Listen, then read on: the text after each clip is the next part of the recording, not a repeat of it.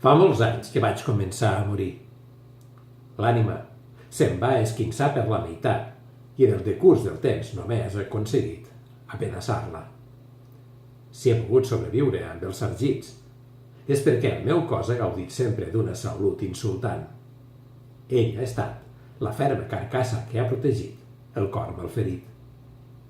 Aquella tarda, perquè no tinc cap dubte que va ser aquella tarda plàcida d'una tardor temperada, vaig pregar amb fervor a les tres Parcae que tallessin els fils de la meva existència. Però lluny de fer servir les tisores, l'han perllongat fins a convertir-me en una vella que encara trigarà a pujar a la barca de Caron.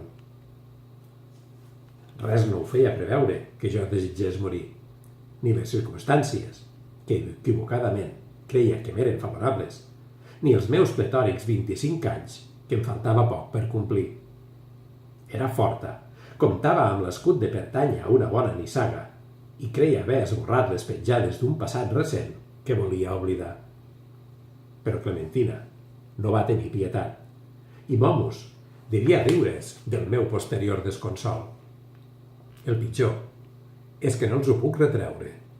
Si vull ser honesta amb mi mateixa, tenien raó, l'una de ser inclement i l'altra de burlar-se de mi.